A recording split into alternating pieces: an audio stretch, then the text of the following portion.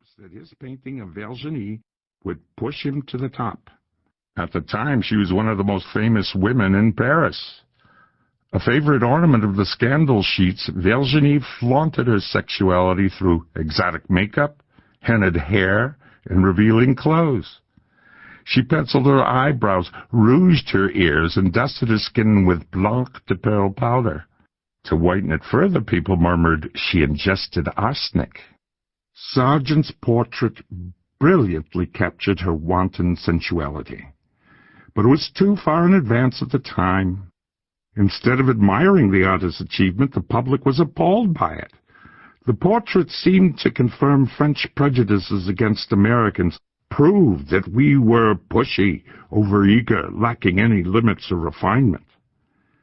Like Sargent, Virginie was widely known to be American. She had been born in New Orleans to two of Louisiana's finest Creole families.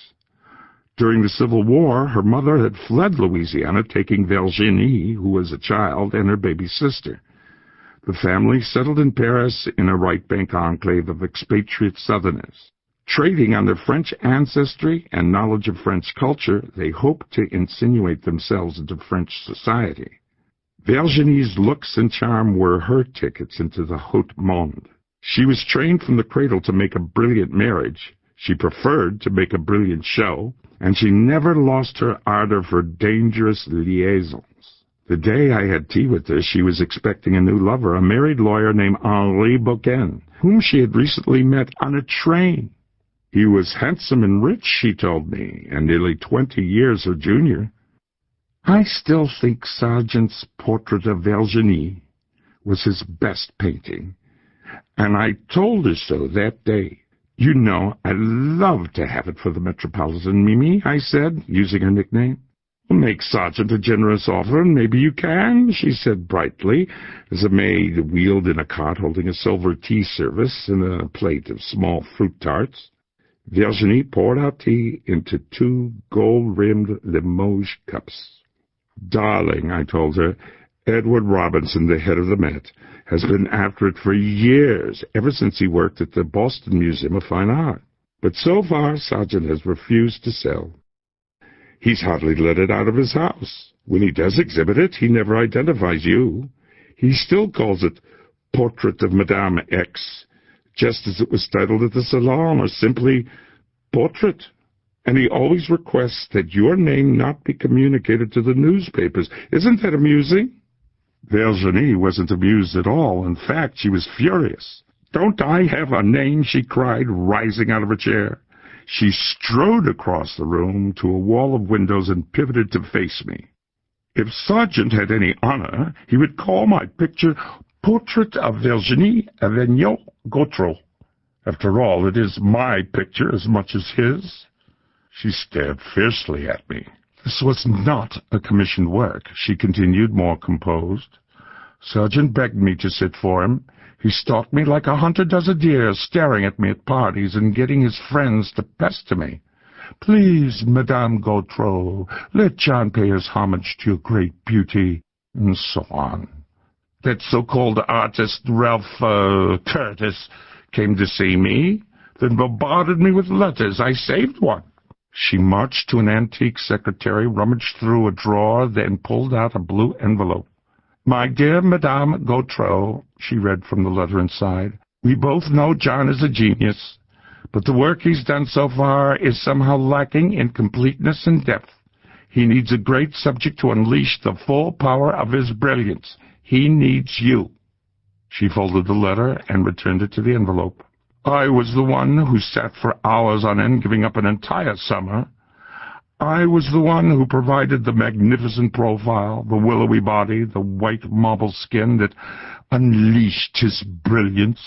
I was the inspiration for Sargent's masterpiece, the only one he's got. She tossed her head dismissively, provocatively, the way I'd seen her do so many years ago. Just compare my portrait with his stuffy pictures of horsey Englishwomen, or that midget Mrs. Kyle Meyer, or that washed-out blonde Mrs. George Swinton. I've seen their portraits and plenty of others over the years. I've kept my eye on Sargent's exhibits, and I want to ask you, where are the bold lines in those pictures? Where is the mystery, the tension, the allure? She dropped into a chair covered with cream damask and folded her arms across her chest. Of course, I know exactly why Sargent won't attach my name to the portrait. He's a cowardly fuss-budget, and he's still livid about the ruckus my mother made. Obviously, the trauma of the Salon debacle still pained her. Seeing her now, her beauty turning brittle, her natural hauteur hardened into a lonely defensiveness, I could see how she had mourned the loss of her renown, and I felt ashamed that I had stopped calling on her so many years before. We chatted for several more hours, and the golden light outside the tall French windows fell to darkness. At 8 I rose to leave, but Virginie urged me to stay. "Please have dinner with Henri and me," she said, her eyes shining. I was curious to meet Beaucaire, a new young lover, but I had already made plans with friends. "Mimi, it's been wonderful to see you again. Now I must run," I said. She showed me to the door and kissed me again on both cheeks. "Goodbye, Richard, my dear. You've brought back so many memories." I had nothing from her for months. Then one day she sent me a package containing several hundred typed pages. Inspired by my visit, she had dictated a memoir to one of her maids. She wanted history to remember who Madame X was. 2 weeks later, before I had done more than glance at the manuscript, I got a transatlantic cable from Beaucaire. Virginie had died in her sleep. He hoped that I still had her memoir, as it was the only copy, and he wondered if I would help him find a publisher for it. Thus, I make her story available here in my own translation from the original French. As you read it, you will be lifted back to a time before this terrible war.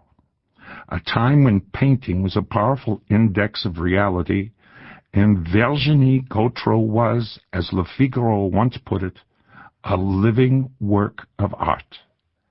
I can still see her as she looked then, on the night I first met her. She was tall and slim, her green eyes glittering in that porcelain face, and her silvery laughter floating across the table as she reached for a champagne flute with a long, shapely arm. How could anyone forget? Richard Merriweather, Curator of American Painting, the Metropolitan Museum of Art, New York.